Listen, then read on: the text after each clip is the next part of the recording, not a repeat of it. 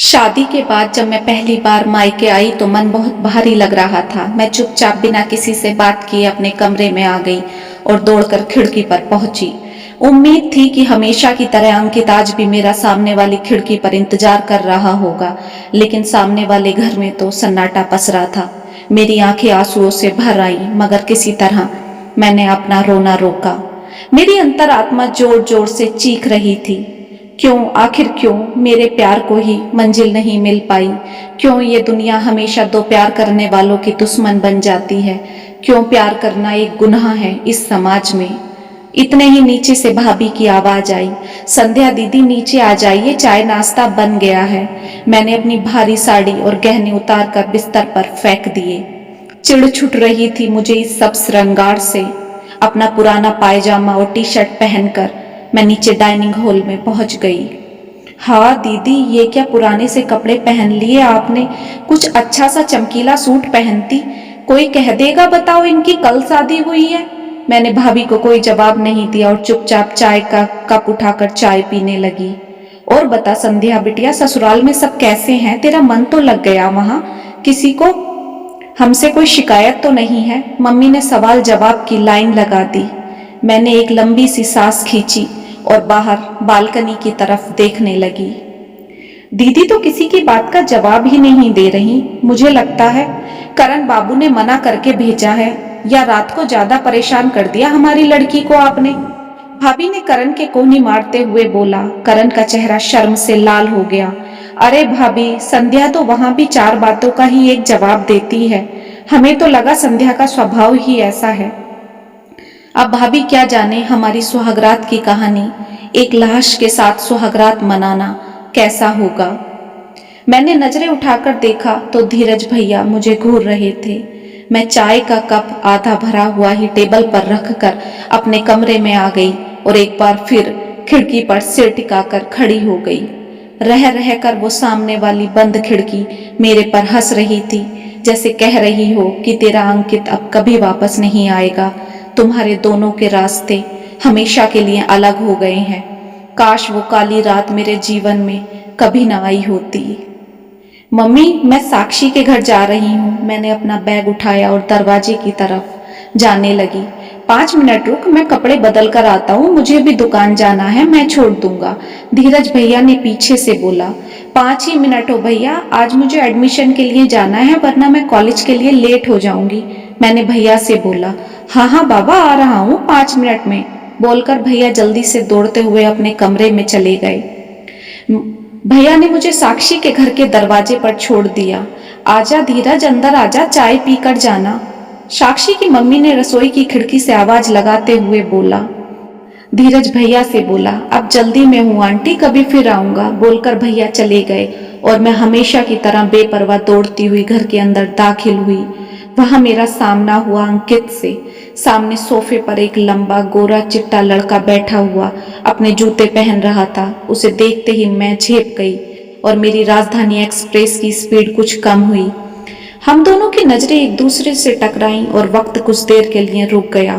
तभी साक्षी अपना दुपट्टा ठीक करती हुई डाइनिंग हॉल में आई। ओहो, मिल गया मैडम को वक्त आने का। पूरी छुट्टियां कोई खैर खबर नहीं महारानी की, मेरे पर तंज मारते हुए साक्षी ने बोला। अरे यार, मम्मी का ऑपरेशन हुआ है, उसमें ही सारी छुट्टियां निकल गईं। अभी चल जल्दी, हम वरना लेट हो जाएंगे, एडमिशन फॉर्म खत्म ना हो जाए कहीं। मैंने साक्षी का हाथ खींचकर दरवाजे की तरफ ले जाते हुए बोला। रुक तो सही, अंकित भी हमारे साथ ही चलेगा। तेरा श्रृंगार हो गया हो तो चल जल्दी, सुबह से तुझसे तैयार ना हुआ गया, साक्षी ने पीछे मुड़कर अंकित से बोला। इतना सुनते ही मेरे दिल की धड़कन बढ़ गई। ये लड़का भी हमारे साथ ही जाएगा, मैंने मन ही मन सोचा। अंकित तेज कदमों से कमरे में अपना बैग उठाने चला गया। संध्या, ये चाचा का बेटा है अंकित, गांव से आया है, ये आगे की पढ़ाई हमारे ही कॉलेज से करेगा। चल जल्दी, हमें लेट करेगी तू, अंकित शरारती अंदाज में बोला और साक्षी के सर पर एक धीरे से मार दिया। मैं धीरे से मुस्कुराई और चुपचाप उन दोनों के साथ चल दी। पूरे रास्ते अंकित और साक्षी चबर चबर बातें करते रहे और मैं चुपचाप बैठकर उनकी बातें सुनती रही। अंकित का बात करने का हुनर कमाल का था, ये बात तो मुझे समझ आ गई थी। फिर उसका एक तरफ फोटो को ले जाकर मुस्कुराना जाने क्यों मुझे इतना पसंद आ रहा था। आज तो इसे सांप सूंघ गया है। मैडम मुंह में दही जमा लिया क्या? साक्षी ने मुझसे बोला। क्या बात करूं मैंने धीरे से बोला। अच्छा जी, अब ये भी हम ही बताएंगे। बोलकर वो दोनों भाई बहन हंसने लगे। शायद तेरी दोस्त को कम बोलती है, अंकित ने मेरी तरफ नजर मारते हुए बोला। कम बोलती है? ये तो अच्छे खासे आदमी के कान के पर्दे हिला दे, इतनी जुबान चलती है इसकी तो। अभी देखना, इसकी पसंदीदा पनीर पेटीज और कोल्ड ड्रिंक लाती हूँ, फिर देखना कैसे इसका विमान उड़ान भरेगा। बोलकर साक्षी कैंटीन की तरफ चली गई। मैं और अंकित आमने सामने कुर्सी पर अकेले बैठे थे। क्या बात है, आपको मुझसे कोई परेशानी है क्या? अंकित ने मुझसे बोला। नहीं तो मुझे क्यों आपसे परेशानी होगी? तो फिर आप बात क्यों नहीं कर रही? अंकित मुझे टकटकी लगा कर देख रहा था, लेकिन मैं एक नजर भी अंकित की तरफ नहीं उठा पा रही थी।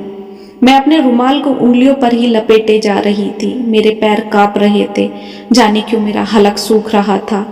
इतने ही साक्षी पेटीज और कोल्ड ड्रिंक लेकर आ गई। हम तीनों ने खूब हंसी मजाक करते हुए पेटीज और कोल्ड ड्रिंक का मजा लिया और घर लौट आए। लेकिन आज मेरे चेहरे की चमक अलग ही थी, जाने क्यों मैं आज इतनी खुश थी। प्यार का अंजाम किसने सोचा। गाना गाती हुई मैं घर में घुसी। अच्छा, तो मैडम को प्यार हो गया है, भाभी ने रसोई में खड़े हुए बोला। मैं एक झटके से अपने ख्यालों की दुनिया से बाहर आ गई। नहीं नहीं भाभी, आप क्या बोल रही हो? मैंने कुछ तुतलाती जुबान में बोला। तो फिर मेरी लाडो रानी, आपकी खुशी क्या राज क्या है? ये चेहरे पर चमक मेकअप की है या बात कुछ और है? भाभी ने मेरे चेहरे को हाथों में लेते हुए बोला। साक्षी के बाद भाभी ही मेरी बेस्ट फ्रेंड थी, जिनसे मैं कभी कुछ नहीं छुपाती थी। मेरी जुबान पर एकदम से अंकित का नाम आया, लेकिन मैं थूक का घूंट भर कर चुप रही। क्या बोलूंगी भाभी से? जिस लड़के से मैं आज ही मिली हूँ, उसके लिए मैं इतना खुश हो रही हूँ। आखिर लगता ही क्या है वो मेरा? मैंने मन ही मन सोचा। कुछ नहीं भाभी, एडमिशन हो गया है मेरा, बस इसलिए खुश हो रही हूँ। बोलकर मैं अपने कमरे में आ गई, लेकिन अंकित का ख्याल मेरे दिमाग से निकलने का नाम ही नहीं ले रहा था। अगले दिन कॉलेज जाने के लिए मैं तैयार होने शीशे के आगे खड़ी हुई। क्या यार संध्या, वही पुराने कपड़े। कल अंकित कितना सेटमेट होकर कॉलेज आया था, सोचकर मैंने अपनी अलमारी का सबसे कीमती सूट निकाल कर पहन लिया। खूब सारा मेकअप और माथे पर एक छोटी सी बिंदी। हाय राम, अपने आप को देखकर ही मैं शर्मा गई। आज तो बेटा तेरा कत्ल होना पक्का है, मैंने शीशे में देखकर बोला और भैया के स्कूटर पर बैठ गए। पहुंच गई साक्षी के घर। अरे धीरज बेटा, रुकना, मेरी बात तो सुनना जरा। साक्षी की मम्मी ने जल्दी से अपनी साड़ी के पल्लू से हाथ पोंछती हुई घर के बाहर आई। बेटा कोई किराए का घर दिलवा दे, मकान मालिक ने घर खाली करने को बोला है। साक्षी की मम्मी ने भैया से बोला। ठीक है आंटी, 1-2 दिन में बताता हूँ। मैं धीरे धीरे से कदमों से घर में दाखिल हुई तो अंकित शीशे में खड़ा हुआ बाल बना रहा था और साथ में गाना भी गुनगुना रहा था। हम दोनों की नजरें एक बार फिर टकराई। मैंने नजर चुराकर गर्दन नीचे करके चुपचाप साक्षी के कमरे में चली गई। आज कॉलेज में बहुत मजा आया। मेरी कुछ शर्म अंकित से खुली तो मैंने भी 2-4 बातें अंकित से की। कितना परफेक्ट है ये, हैंडसम भी, पढ़ने में टॉपर भी, बात करने का तरीका, कपड़े पहनने का सलीका, हर चीज एक नंबर है इसकी। जब अंकित और साक्षी एक दूसरे से बात करने में मशगूल थे, तब मैं अंकित को देखकर बस यही सोचे जा रही थी। तभी साक्षी ने मेरी आंखों के आगे चुटकी बजाई। ओए मैडम, मेरे भाई को नजर लगाएगी क्या? साक्षी की ये बात सुनकर मैं झेप गई। आज मुझे घर जल्दी पहुंचना है, कहकर मैंने तेजी से अपना बैग बगल में डालकर खड़ी हो गई। ऐसी भी क्या बेरुखी है जो हमें बीच रास्ते में छोड़कर जा रही हो आप? अंकित ने फिर शायराना अंदाज में मुझसे बोला। ऐसी कौन सी ट्रेन छूट रही है तेरी जो अकेली अकेली भाग रही है?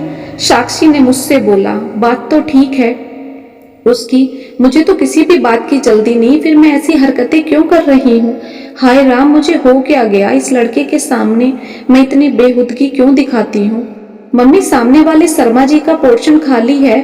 रात को हम सारे डाइनिंग टेबल पर बैठकर खाना खा रहे थे, तभी धीरज भैया ने मम्मी से बोला। हाँ बेटा, खाली तो है, पर तुझे क्या करना है जान के? वो मम्मी आज साक्षी की मम्मी पूछ रही थी, उन्हें कोई किराए का मकान चाहिए। लेकिन बेटा, लेकिन क्या मम्मी? साक्षी के घर वाले नीची बिरादरी के लोग हैं, जाने शर्मा जी उन्हें देंगे भी मकान या नहीं। कैसी बातें कर रही हो मम्मी? हम साक्षी के परिवार को कब से जानते हैं, कितने अच्छे लोग हैं वो, एकदम सीधे साधे, कोई छल कपट नहीं जानता। और आज के जमाने में आप बरादरी की बात कर रही हो? लोग अच्छे होने चाहिए, बरादरी से क्या होता है? धीरज भैया की बातों से मेरे सारे दबे हुए अरमान जाग गए और मैंने बहने दिया खुद को अंकित के प्यार के सागर में डूबने के लिए। साक्षी के घर वाले मेरे घर के सामने वाले घर में शिफ्ट हो गए। अब तो अंकित के कमरे की खिड़की मेरे कमरे की खिड़की पर ही खुलती थी। बिना किसी इजहार, बिना किसी इकरार के हम दोनों घंटों तक खिड़की पर बैठकर एक दूसरे को निहारते रहते। आग दोनों तरफ जो लगी थी। एक रोज मैं साक्षी के घर अपनी किताब लेने गई, जो मैंने जानबूझकर उसके घर छोड़ी थी। साक्षी के घर जाने का मैं कोई ना कोई बहाना ढूंढ ही लेती। अंकित सामने ही सोफे पर बैठकर किताब पढ़ रहा था। उसे देखते ही मेरी धड़कन हमेशा की तरह तेज हो गई। हल्का सा मुस्कुराकर मैंने अपनी नजरें नीचे की और साक्षी को इधर उधर ढूंढने लगी। साक्षी साक्षी चिल्लाती हुई मैं कमरों में घूम रही थी, मगर घर में कोई भी नहीं था। अंकित चुपचाप सोफे पर बैठकर मेरी तरफ देखे जा रहा था। कहाँ गए घर वाले सब? मैंने अंकित के पास आकर धीरे से पूछा। साक्षी की नानी एक्सपायर हो गई हैं, सभी वहां गए हैं, शाम तक आ जाएंगे। पहले नहीं बता सकते थे? मैं कब से इधर उधर पागलों की तरह घूम रही हूँ। बता देता तो तुम चली जाती ना। पहली बार मुझे अंकित की आंखों में प्यार नजर आ रहा था। जाऊंगी तो अब भी, मैंने मुस्कुराकर अंकित से बोला और दरवाजे की तरफ दौड़ी। अंकित तेजी से मेरी तरफ लपका और मेरी कमर में हाथ डालकर मुझे दीवार के सहारे रोक लिया। अंकित पहली बार मेरे इतना करीब था कि मेरे उभार उसकी छाती से टकरा रहे थे। मैं उसकी धड़कनें महसूस कर पा रही थी। उसकी आती जाती सांसें मेरे चेहरे को छू कर जा रही थी। उसके होठ और मेरे होठों में बस एक उंगली का फासला था। उसका हाथ अभी भी मेरी कमर में लिपटा हुआ था। आई लव यू संध्या। उसके ये शब्द जैसे ही मेरे कानों के पर्दों से टकराए, मेरी आंखें आंसुओं से भर गईं।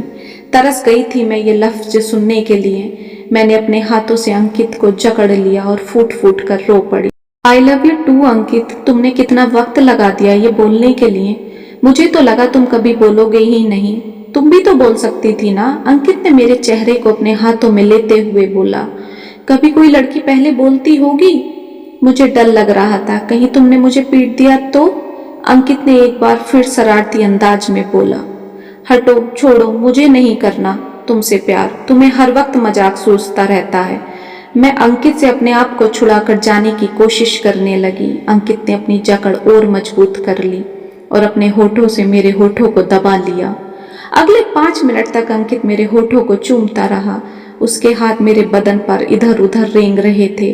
मेरी आंखों से लगातार आंसू निकल रहे थे, मगर मैंने एक बार भी अपने आप को अंकित की बाहों से आजाद करने की कोशिश तक नहीं की।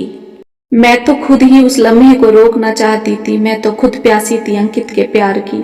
इसलिए मैंने अपने आप को अंकित के सामने सरेंडर कर दिया। अंकित और मैं जाने कब तक एक दूसरे को चूमते रहे। अंकित का हाथ मेरी कमर से होता हुआ मेरे ब्रा के हुक तक पहुंच गया और एक झटके में ही अंकित ने मेरी ब्रा का हुक खोल दिया। मैंने तपाक से अपनी आंखें खोली, जैसे मैं होश में आ गई हूँ। नहीं अंकित, ये सब गलत है। हम शादी से पहले ये सब नहीं कर सकते। क्यों नहीं कर सकते? तुम प्यार नहीं करती मुझसे, या मेरे प्यार पर कोई शक है? अंकित ने मेरे गालों पर लुढ़कते आंसुओं को अपने होठों से पीते हुए बोला। लेकिन अंकित, लेकिन कुछ नहीं, बोलकर अंकित मुझे अपनी बाहों में उठाकर बिस्तर तक ले आया और मेरे बदन को कपड़ों से आजाद कर दिया। मैं खुद अंकित के प्यार के उस आवेग में बह रही थी कि वहां से लौटना मेरे लिए भी मुश्किल था। इसलिए मैंने अंकित का जरा भी विरोध नहीं किया और डूब जाने दिया अपने आप को अंकित के प्यार के समंदर में। अंकित और मेरी अनियंत्रित सांसें, पसीने में भीगे हमारे बदन और वो बिस्तर साक्षी था हमारे प्यार का कि मैं पूरी तरह अंकित की हो चुकी हूँ। कुछ मिनटों तक जन्नत की सैर करके मैं और अंकित लौट आए और थक कर बिस्तर पर गिर गए। कमाल है तू यार, इतनी आसानी से तो तुझे नहीं छोड़ूंगा। जा, शादी करके ही मानूंगा तुझसे। एक बार फिर मेरे होठों को जोर से अंकित ने चूम लिया। हटो यार, मम्मी सोच रही होंगी कितना टाइम हो गया साक्षी के घर। मैंने जल्दी से इधर उधर से अपने कपड़े उठाए और पहनना शुरू कर दिया। अंकित अभी भी मुझे देखे ही जा रहा था। उधर देखो, मुझे शर्म आ रही है, मैंने थोड़ा मुंह बनाते हुए बोला। अच्छा अभी बताऊं? अंकित तेजी से मेरी तरफ लपका। मैं तेजी से दौड़कर अपने घर आ गई। संध्या दीदी, आप क्या कर रही थी साक्षी के घर? भाभी ने बड़े सवालिया नजरिए से मुझे ऊपर से नीचे देखते हुए बोला। क्यों क्यों भाभी, क्या हुआ? मेरी घबराहट मेरे चेहरे पर तैर गई। अरे अपनी हालत तो देखो, पसीने में नहा रही हो आप, पूरा चेहरा लाल हो रहा है आपका। वो भाभी, मैं और साक्षी डांस की प्रैक्टिस कर रहे थे, इसलिए ही इतना पसीना आ रहा है, मैंने अपने दुपट्टे से पसीना पूछते हुए बोला। हद है यार, इतना डांस कौन करता है? कहकर भाभी रसोई में चली गई। मैंने एक लंबी सांस खींची और अपने कमरे में आकर धड़ाम से बिस्तर पर गिर गई। अंकित की महक अभी भी मेरे बदन से आ रही थी, उसका एक एक स्पर्श मैं अभी भी महसूस कर रही थी। वो लम्हा मेरे लिए जादू बनकर आया और जैसे मैं हवा में उड़ने लगी हूँ। मैंने अपने तकिए को अपनी टांगों के बीच रखा और सो गई। अब तो जैसे मेरे और अंकित के रिश्ते को हरी झंडी मिल गई हो। मैं और अंकित अकेले में मिलने का कोई बहाना ढूंढते रहते। धीरे धीरे साक्षी को भी हमारे रिश्ते के बारे में पता लग गया, इसलिए वो भी हमें अकेले छोड़ दिया करती। हम घंटों तक कॉलेज की कैंटीन में बैठकर बातें करते रहते और कॉलेज के खाली कमरों में एक दूसरे की बाहों में समा जाया करते। सब कुछ कितना अच्छा लग रहा था। हमारे भविष्य के सपने बुनते बुनते कब हमारा ग्रेजुएशन पूरा हो गया हमें पता ही नहीं चला और फिर मेरे घर मेरी शादी का जिक्र होना शुरू हो गया। धीरज बेटा, देखना तेरे मामा ने कितना अच्छा रिश्ता सुझाया है संध्या के लिए। लड़का सरकारी नौकरी पर है, लंबा चौड़ा, कितना खूबसूरत बच्चा है। धीरज भैया को एक लड़के की फोटो दिखाते हुए माँ ने बोला। हाँ मम्मी, लड़का तो वाकई खूबसूरत है, आप बात करो मामा से, आगे बात बढ़ाएंगे, हम भी उनका घर बार देखेंगे, बेबी लड़की देख लेंगे, फिर अगले साल में शादी कर देंगे।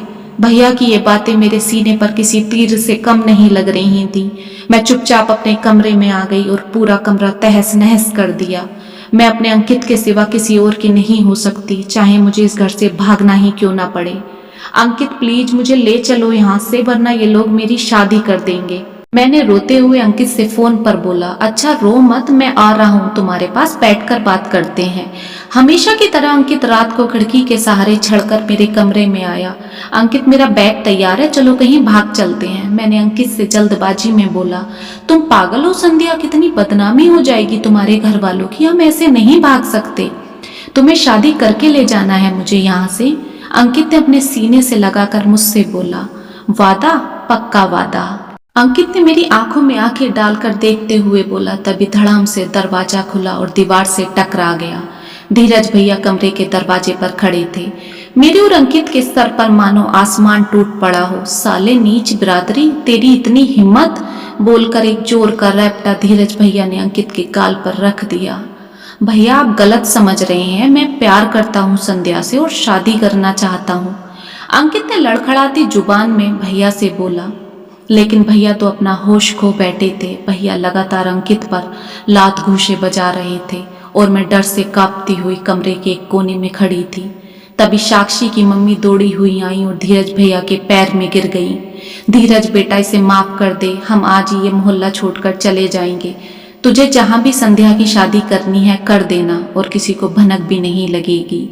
मम्मी और संध्या की मम्मी ने किसी तरह धीरज भैया को रोका। इतने ही मम्मी ने मेरे कमरे का दरवाजा खोला और मैं अतीत की यादों से बाहर आ गई।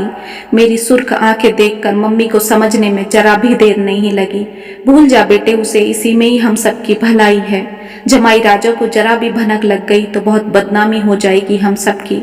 मम्मी, जब मैं साक्षी के साथ घर घर खेलती थी तब किसी ने नहीं बोला मत खेल, वो नीची बिरादरी की है, लेकिन अंकित क्यों सबको नीची बिरादरी का दिख गया? मैं मम्मी से लिपट कर रो पड़ी। मम्मी के पास मेरे सवाल का कोई जवाब नहीं था। इतने ही नीचे से गाड़ी के हॉर्न की आवाज आई। चल बेटा, जाने का वक्त हो गया है, बस ससुराल में हम सबकी इज्जत बनाकर रखना। मम्मी की आंखों में उम्मीद के आंसू थे। मैं एक बार फिर नई नवेली दुल्हन बनकर नीचे डाइनिंग हॉल में आ गई। धीरज भैया की आंखें आंसुओं से भरी हुई थी, उनके होठ कांप रहे थे। मिल लो जाकर अपने भैया से, 2 दिन से उन्होंने कुछ भी नहीं खाया। धीरे से भाभी ने मेरे कान में बोला।